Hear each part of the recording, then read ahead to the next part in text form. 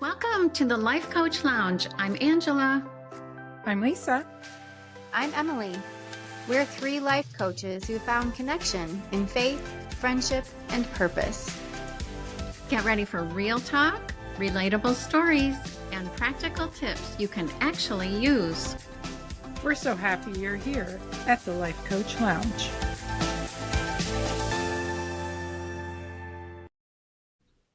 Welcome back to the Life Coach Lounge. This is Emily, and I'm here with my friends Angela and Lisa. And today we will be discussing 90-day goals. We have a new quarter upon us now that it's April 2025, and we have all had goal setting on our minds, or if we haven't, one of us has suggested it to suggest it being on our minds. Before we get to that, though, let's catch up, ladies. So, what have you been reading lately? What have you been listening to? Tell me all the things that you have been spending your time listening to or reading. So, one of my 90-day goals this month is to read more. So, I am reading, and I have like this weird habit. I don't know. Like, I read different books at different times of day. So, I'm usually reading 2 or 3 things at once. And so in the morning, I always do my Bible recap. So I'm reading that. And then I'm reading a book called Hold Me Tight by Dr. Sue Johnson, which is a relationship book. Very, very good. And then I'm also reading right now. I met a woman locally. She has a ministry, and she came out of sex trafficking and prostitution. And she started a ministry that helps local women come out of that. And her name is Leslie King. And the name of her book is When Angels Fight. And it's a very, very hard read. But also because she's local, a lot of the things she talks about are, local things in our community. So I'm enjoying that part of it. And I'm kind of through the hardest part of the book into her freedom story now. So it's really, it was worth getting through the hard parts. Wow, that's fascinating. And what an amazing story of taking hardship and turning it into her ministry. That's Yeah. amazing, Angela. I love that. You mentioned the Hold Me Tight book on my list, on my bookshelf, along with all of the other books that I have intended to read. Lisa, how about you? What have you been reading? Or if you're not reading, what have you been listening to? I have been reading a book off my daughter's bookshelf called Rock, Paper, Scissors by, I pulled it up here because I always get her last name incorrectly, Alice Feeney. And it's kind of like a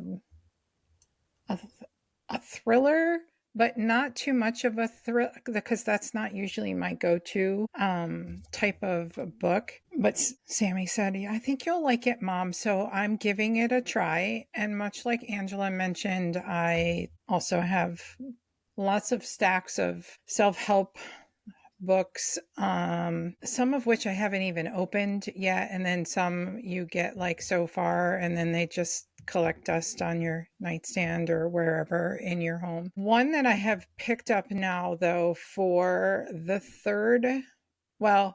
second time reading it, the third time, the first time I listened to it on an audiobook, is called Reconnected by Carlos Whitaker. And so I just really, that would also be a podcast I'm listening to, also the Carlos Whitaker podcast.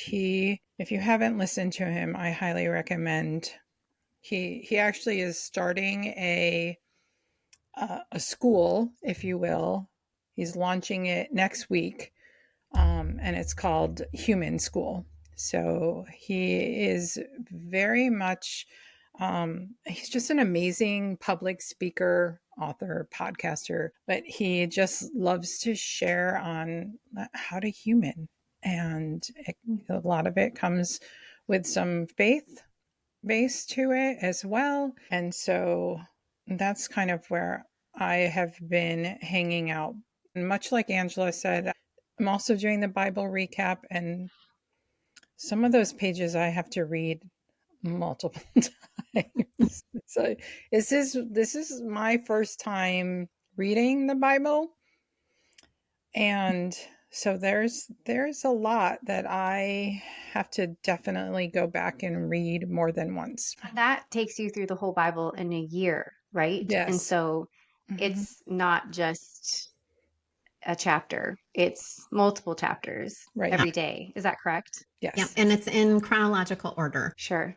We had started that. We started that last year and didn't finish with it. And I've had it on the back of my mind to think I don't have to start at the beginning of the year. I could start anytime, Mhm. because you two talk about it here and there when we're chatting in the Marco Polo app.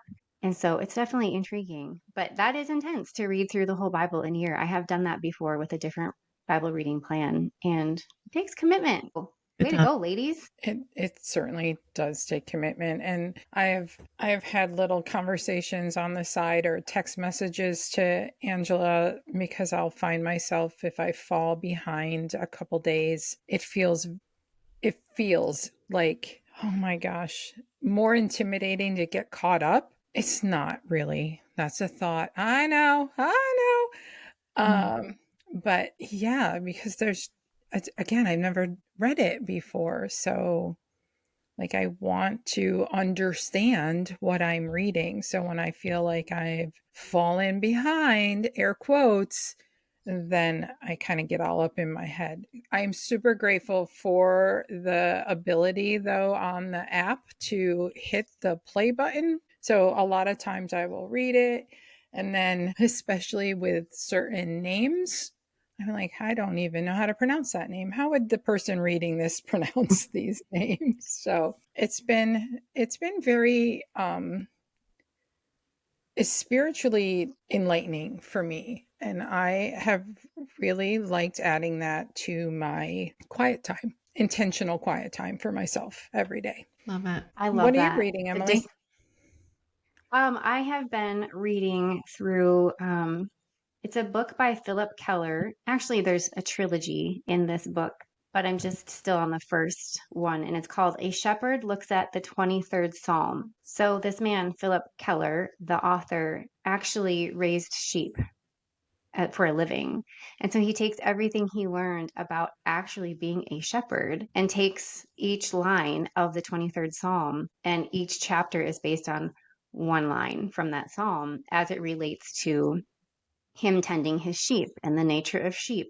And there are just so many correlations between God and us being the sheep, him being the shepherd. And it's been really fascinating. I'm learning way more about sheep than I ever thought I wanted to know. But in light of this context, it's fascinating. So that's been really, really good for me to kind of just slowly work through that. I also do read my Bible every morning. I'm also in Bible study fellowship. So we have been reading through Revelation this year, which is also intense. So I think when I'm done with that, I just might start the Bible recap. I will be quote unquote behind you ladies, but it's never too late to start. So the one thing I would say, I reading is also on my 90-day goal list for this current quarter. I have also been watching The Chosen. I think I mentioned this to you ladies. You did. Andrew I and I have started been. it last week. You started it, I Lisa? did. What do Yes. you think so I am far? Tell only on me. episode 2, but I can totally see the I, I will definitely be continuing watching it for sure. Yeah, it's done very well. We have been loving it. We have all 4 seasons on DVD. Yes, we still watch DVDs at our house. I don't know if anybody else does. I think everyone else in the world is streaming, but I sometimes just like to have them to watch them whenever so that you don't have to depend on a service and all of that. And season 5 just came out in the theaters, but we weren't through season 4 yet to go watch it. And I'm not quite sure when that next season will be available on DVD, but we will be ordering it. Maybe we can pre order it. So that's been really interesting for us to watch and just something fun and also thoughtful, thought provoking. So entertaining and also meaningful at the same time. Mm-hmm. Well, I could chat with you ladies all day about what we've been listening to, reading, watching, projects that we're working on. But today we are actually here to discuss the power of 90 days and setting goals in a 90-day framework. So let's dive in. Are you guys ready? I'm so Sure. ready.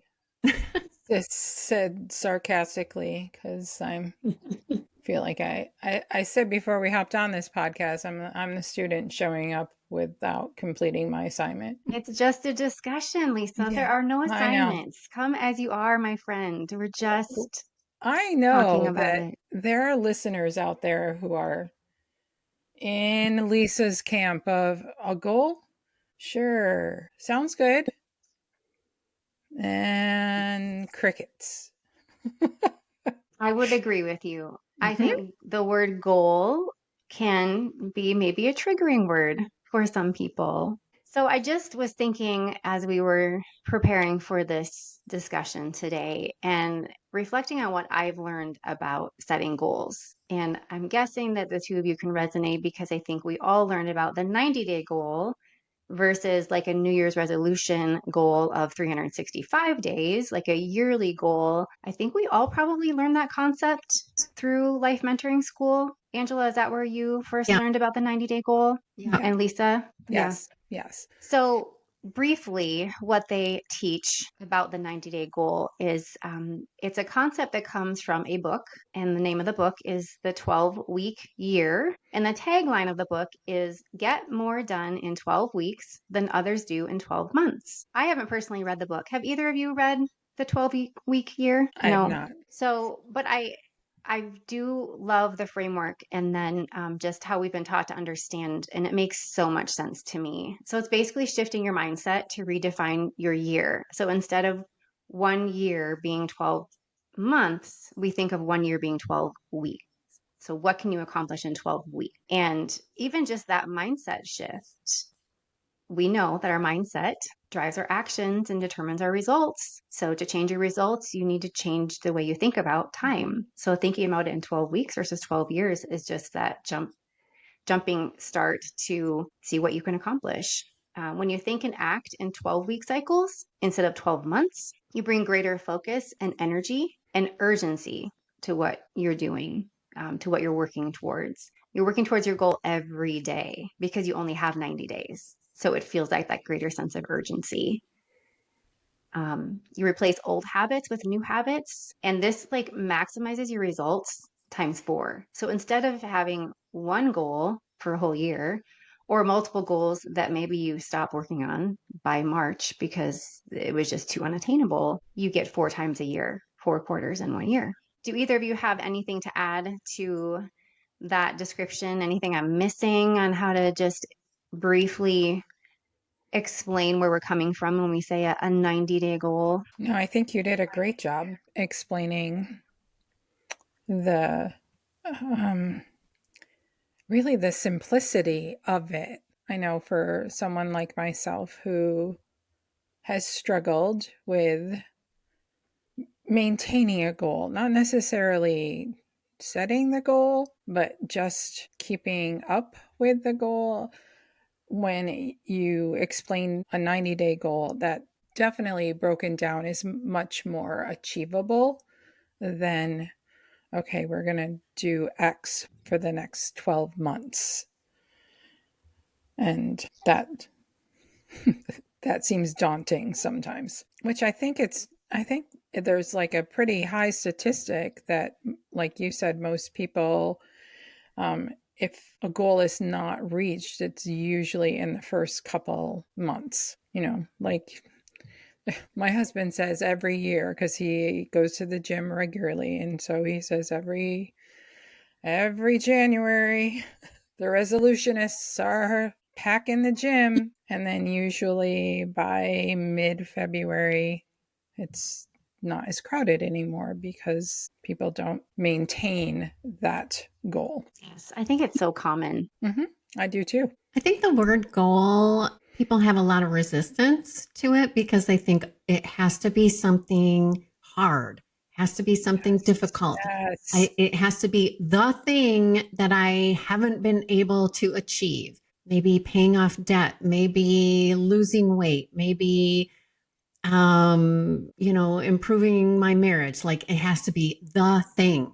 But the truth is, it can be anything. It can Yeah. be just trying new recipes. I'm going to try one new recipe each week for the next 12 weeks. You just Or I'm going described to me, Angela. That you just described to me. Yes. Yeah, or I'm going to Yeah. redecorate my bedroom over the next 12 weeks. Or I'm going to just get fresh air, walk outside X number of times per week over the next 12 weeks. Just, it can be something. Someone in our group is doing dancing. Their son is getting married and she's learning how to dance over the next 12 weeks. I mean, it can be a fun goal. So maybe just opening up our minds a little bit to even the word goal Mm-hmm. and what that means, what that can be. It doesn't have to be hard or difficult or scary. You're so right, Angela. And when you were talking, I was thinking of the word habit. And I feel like in the 90-day cycle, when you look at it as a 90-day goal, it can just be developing a new habit. I don't know if I remember this correctly. Is it like 30 days doing something every day for 30 days is as long as it takes to develop a new habit where it just becomes automatic. And so even something like I'm going to make my bed every day, that can be a goal. Yeah. I'm going to drink this amount of ounces of water every morning for the next 30 days. And then it becomes a habit. And so I love that you gave those examples. It can be really big and amazing, or it can just be little habits. And then if you choose one little habit for every quarter of the year, by the end of the year, you have brand new habits that you've implemented just by showing up for yourself every day. And So I really, love that that. is the purpose of the goal. The purpose of the goal is not achieving the thing, it's honoring your word to yourself. And as you do that more and more and more, when you do set a goal or decide to make a change in your life, you know it's as good as done because you've honored your word to yourself so many times that if you put that thing on your calendar, you know it's done. If you say you're going to do it, you know you're going to do it because you've honored your word to yourself, you trust yourself, and you know, yeah, it's as good as done. It's happening. And it adds momentum for that next opportunity, that next Yeah. quarter, because you see that you actually did it, big or small, or at least you attempted it, and then you get to start fresh again. So either way, you're absolutely right. It's the process and who you become in the journey. I swear, as you were describing not making the word goal be such a big deal. Like it doesn't have to be some monumental thing. Can it be? Of course. There are definitely goal setters out there that are like, I am running a marathon, and then bam, they're in it and training and doing all the things. That is not me. So as you were talking, like I literally had Taylor Swift in my head. Like, it's me. Hi, I'm the problem. Yeah, she's describing me. And then when you were talking about habits, Emily, I think I talked about this on another episode. One of the things that has worked out really well for me the first 90 days of 2025, and I believe has contributed to my success, is habit stacking. So putting my goals in place in my day and pairing it with something else that I was already doing so that I could see the realization of the success that I was having instead of just, okay, I'll fit in the Bible recap at some point every day.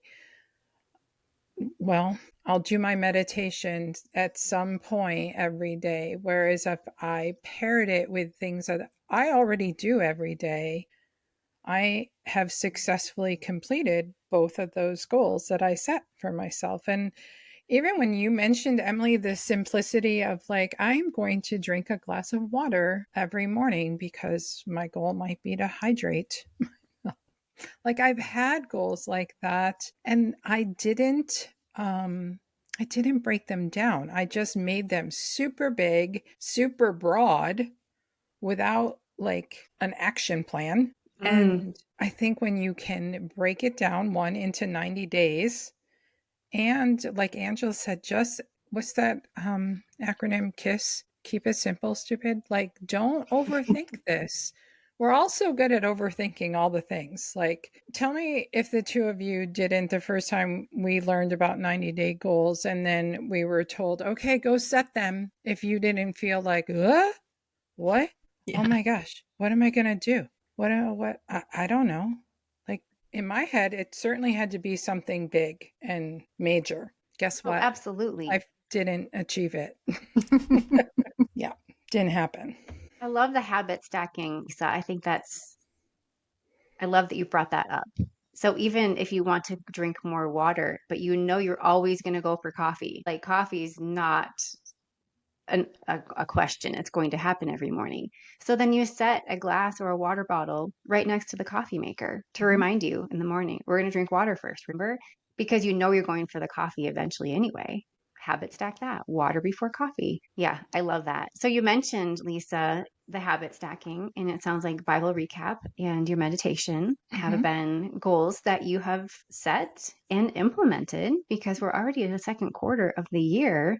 Are there any other 90-day goals that you've achieved in the past? Or how did it go for you when you've set 90-day goals in the past? And either one of you can chime in. I don't mean to put you on the spot, Lisa. I have achieved I think it was like a 21-day uh sugar detox. Like I purchased the book. So like I have achieved those type of goals where although, even just having this conversation with the two of you, I'm having even my own little light bulb moment that, well, of course I achieved that. That was 21 days. Like it's not 12 months. I didn't set myself up for, okay, you have to do this big, huge thing. So to answer your question, yes, I have achieved goals in smaller durations. The ones that I would set in our coaching community that we live in, those I in retrospect realize now I created the goal in such a way that I was setting myself up for not being successful. Like I know more now than I did a year and a half ago when I first created a goal. I know more about myself. I know how I'm going to respond. I know where my emotions need to be, where my mindset needs to be to make things happen in a forward motion. So I have definitely achieved some, but I have also definitely not successfully achieved some. And And it that's sounds like okay. you've learned something about yourself in the process. Yes. And that's where we were saying earlier, it's not even so much the results or what you have to show for it. It's who you became or what you learned about yourself in the process, what you learned about that goal, because those goals were most likely set with great intention and great possibility. And then along the way, you learned maybe there was limitations. Maybe you didn't have all the information that you needed in order to successfully follow through with the goal. Maybe you realized after setting it, you didn't really actually want to. You just thought maybe you should. There's just so much to learn in the process of Yep. setting the goal and seeing how you show up.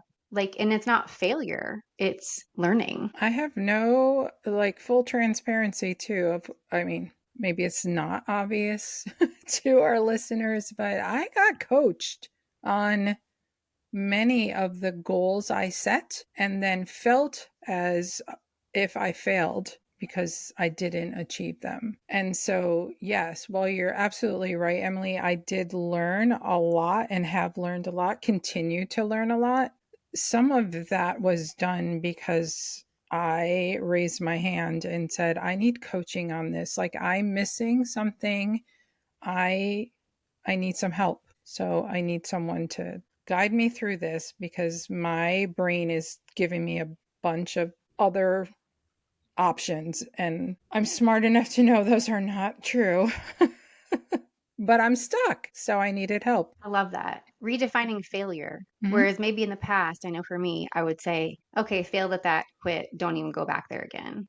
Where now, as we are coaches and coaching, we realize failure is not what we maybe learned that it is or have experienced it to be. It's not failure if you're learning.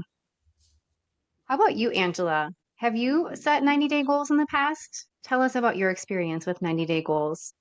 I have not. I have not called them that. So I have new habits that I've implemented. I actually, this year was the first time I set a 1 year goal. And it's interesting. I felt no resistance to it.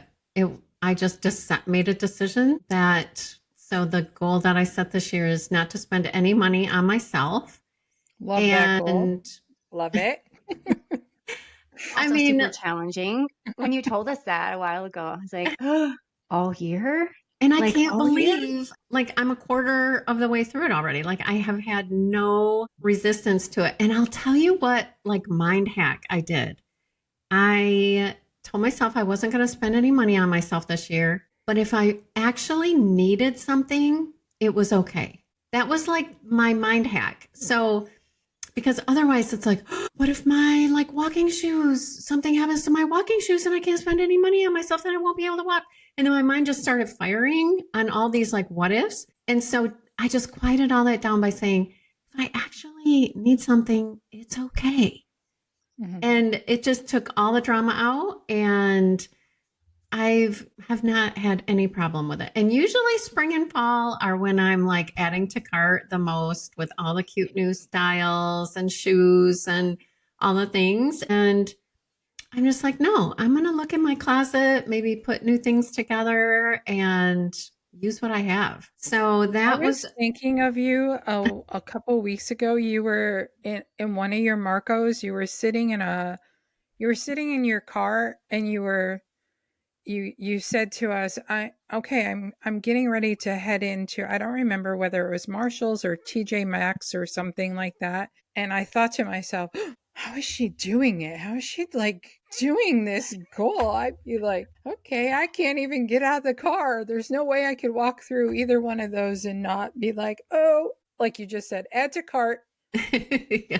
Yeah, all So of a you sudden are I would like need everything that I see. I'd be like, yep, I need that. Need one of those too. Yeah, I mean, so I think we can play that little game with our brains, where you can just tell yourself it's okay. And as soon as you do that, all the rebellion, I should say, like kind of goes away, like I need to rebel against my own wishes, I guess. Yeah. So out of I love curiosity, that. because I never asked you this in the Marcos, did you set that goal for yourself as a money saver, or did you set that goal for yourself for some other reason, or both? I think both. So it is an area where, I wanted to cut back and see if it moved the needle.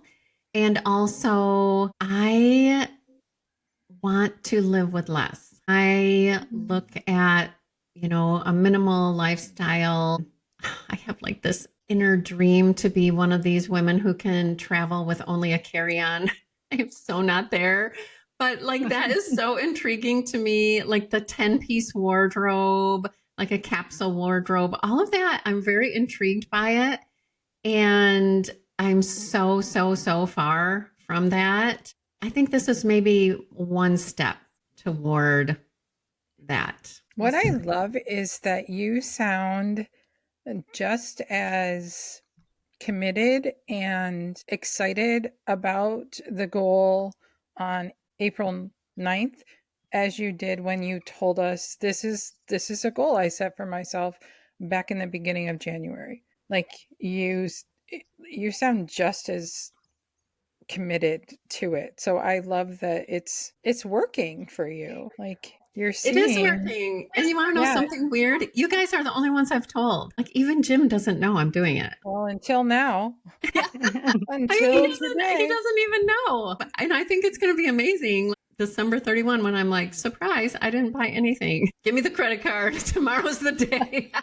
I love that. And I love how that one goal, like you were saying, is probably going to lead to maybe you'll entertain the idea of a capsule wardrobe. Maybe in coming years you will be that classy lady that has one carry-on and she has everything she needs in there. I love that it's opening up the door of possibility in your own mind I to think see it's what happens important too to after. celebrate, like at the end of the year, to celebrate your achievement in reaching. I'm going to call it a milestone because I'm thinking if I went a whole year and didn't be like, oh, like Emily was saying, oh, I need that. Yeah, I add to cart. I need that too. Like I I hope that you celebrate at the end of the year and treat yourself to something that I know you're all about jewelry. So but I can't wait to see what you celebrate with, how you choose to Thank maybe you. buy That'll your, be fun. yeah, buy your 12-piece wardrobe and be like, and I'm ready. Here we go, 2026. I'll have 26 carts full, ready to pull the trigger on January 1. Or we have a little retreat somewhere warm because in December and January it will be cold where the three of us live. And then we get to go along with you as you do your shopping spree. Like that would be an amazing celebration, the three of us I'm down together. with that. That would be amazing. Oh, Yeah, can we do the shopping spree just by going to like boutiques and thrift stores? Like I'm down with that. absolutely. that would be super All fun in, and still money saving. all Exactly. in on that. Yes. So the one goal that I was thinking of as I've been thinking about in the past, if I've set 90-day goals, the one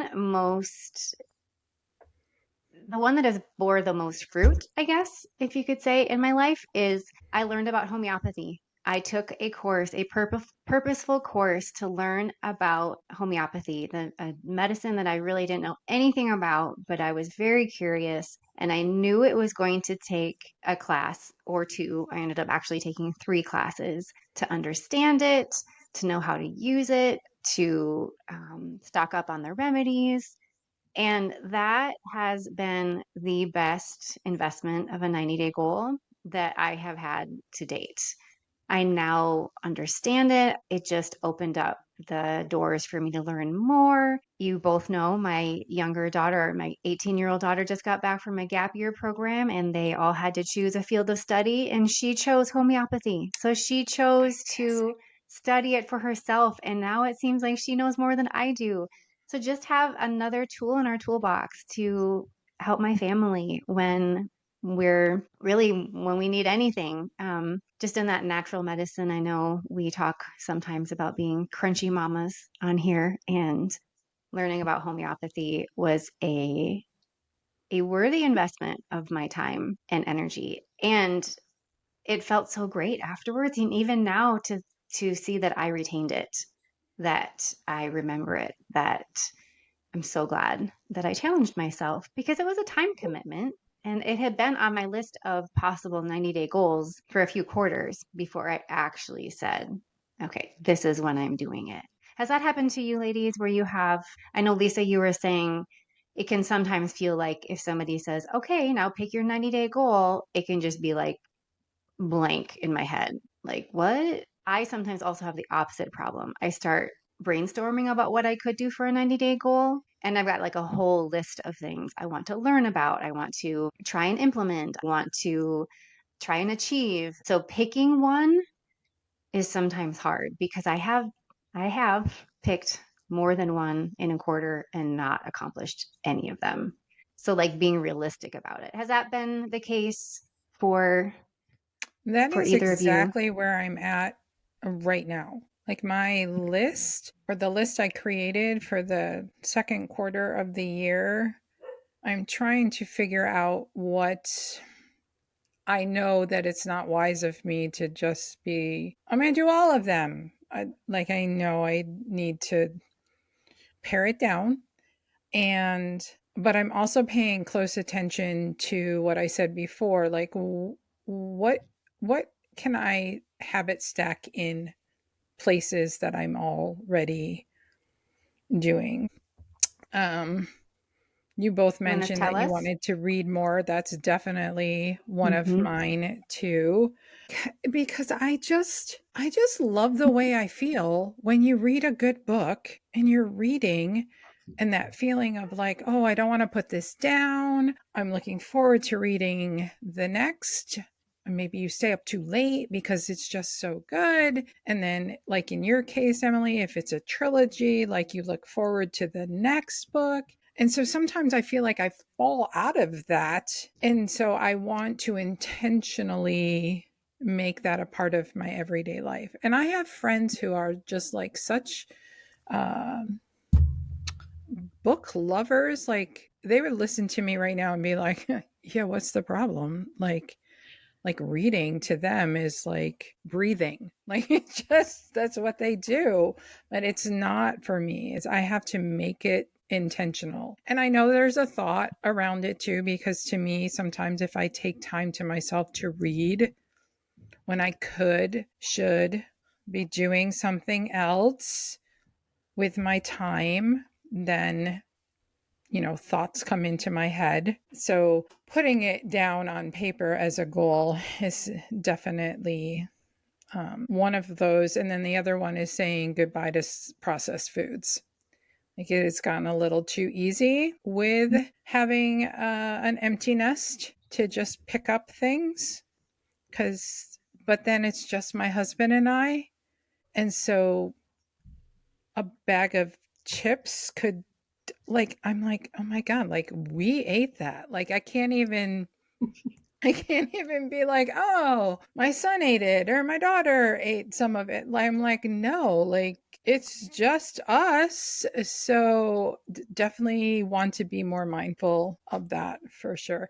I also want to back up a little bit and um I'm speaking for Angela too, but when you were talking about your goal of learning um your natural medicine, and like that has been such a gift in the Marcos for myself. I know Angela and I are sometimes like, so what do you have up your sleeve? What kind of Because we magic have potion can I recommend for yes, we you? have such and such an ailment. What you got for us? So I'm See, it's grateful even for that goal. Me too.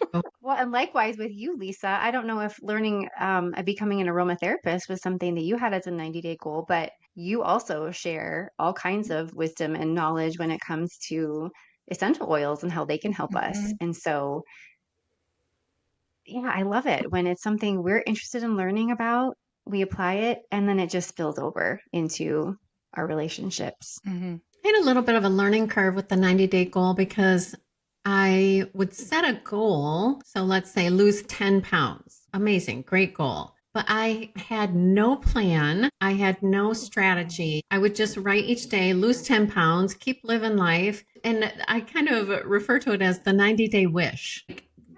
I would just wish 10 pounds would melt off my body over the next 90 days. I have no plan. I have nothing measurable. And I even question the goal of losing 10 pounds because versus saying, let's say, for example, I'm going to eat keto for the next 90 days. Yes, I would love to lose 10 pounds, but if I say I'm going to eat keto for the next 90 days, then I have a method. I have a strategy. I have something measurable I can do every day. And it gets me toward that ultimate goal, I guess you would say, of maybe losing the weight and paying attention. Like, how do I feel when I eat this way? Is this working for me? Am I losing weight? So just kind of being careful how you word your 90-day goal, making it something measurable. For example, I want to read more this quarter. And so I wrote down read more and scroll less. Well, that's not measurable. When am I going to read more or read instead of scroll? And so I started to really think about that. When do I scroll the most? When do I want to cut down on that and pick up a book instead? Like at lunchtime, I open a book now when I eat my lunch instead of having my phone out or whatever. So having something concrete and measurable, like almost where you can check a box. You know, lose 10 pounds is not a box you can check daily. I did it. I did it. I did it. If that makes sense. So, That is such a good point. You're absolutely right. And having it be measurable is so important because you can tell yourself, like you said, every day, I'm going to lose 10 pounds. But if there's no strategy, they don't just magically disappear just yeah. because we think the thought, right? Yeah. I know for me, I do also want to read more. Um, that's why we're friends, ladies, because we think alike on so many levels. But I do want to read more. And my measurable part of my goal for that is I'm going to read at least 5 pages a day, whatever book it is. I might have a couple of different books, at least 5 pages, because I know once I get into it, I can read more and I probably will want to. And so just getting myself in the book, like Lisa was saying, will often turn into actually probably reading more. Yeah. I love it. I love this quote by actually Elaine Joyner said this without a goal, you stay where you are. So if there's Mm. anywhere in your life where you feel like things are status quo, the needle's not moving, I want improvement in this area, it's a great area to set a goal in. Otherwise, you will stay where you are in that area. I love that. I love that. I think too, I know for me, as I was brainstorming about my current 90-day goal, one that came up for me again was I want to do strength training at least 6 days a week. So take one day to rest. And looking back, last year, July, it had been a year that I had actually started working out every day. And it was a 90-day goal. I set it and I added strength training into it. And I realized last July, wow, I have been doing this for a year. It wasn't every day, but it was at least four to 5 times a week.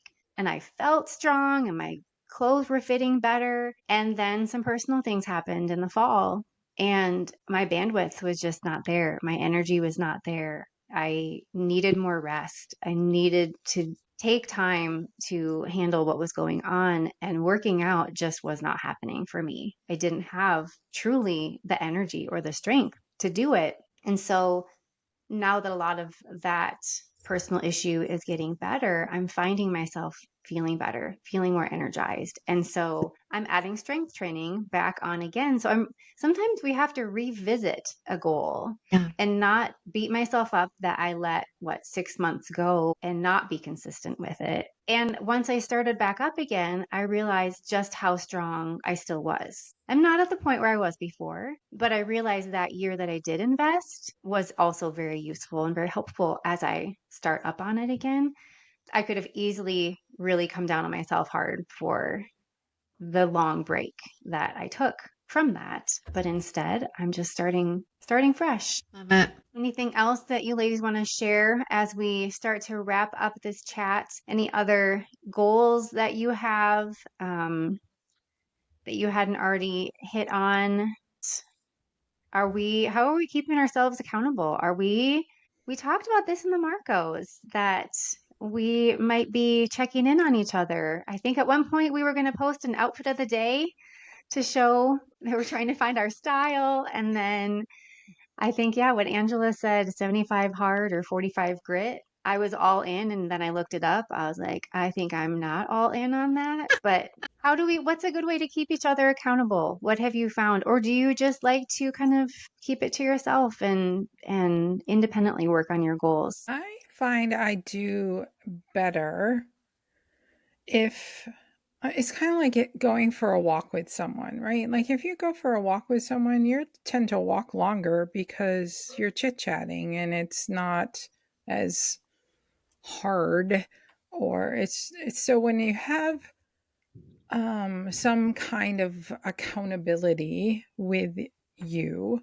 even if it's in the Marcos or a text message, um, if you don't have someone like literally in your area to be doing your goal with, I think it's personally, it's better if I have someone to, and when I say hold me accountable, I don't mean like beat me over the head. And like I think sometimes people want the accountability and yet they feel like I don't want to ask for the accountability because sometimes shame and guilt might come with that. And so we are all really good at creating that shame and guilt cocktail all on our own. We don't need anybody else helping us out with that one. So true. At the same time, though, I think it's important to just be able to say something like you just said, Emily, like, okay, like I was doing really well with ABC and 1, 2, 3 happened, and this is where I am. And so this is where I'm moving forward. Or in my case, where I'm like, I don't know what's happening here. I keep writing down the same goal and nothing is happening. So somebody guide me through what am I missing here? So I think the accountability piece is important to make it fun. It's more fun if you can be like, hey, how'd it go this morning? Or you can be like, oh my gosh, my legs are killing me. I can't walk. Right. And to have friends that will celebrate your wins with you. Super important. All right, ladies. Well, I think we're wrapping it up for today. If you're listening and you'd like to share with us what your 90-day goal is, or give us some ideas, or if you just want to keep chatting about this conversation, let's continue the conversation and connect on social media. You can check out the show notes for links. Don't forget to subscribe so you don't miss an episode. And we just are so thankful that you joined us today. Until next time, we are grateful to walk alongside you on this journey, this up and down journey of life. We will see you next time. And ladies, I will see you too in the Marcos.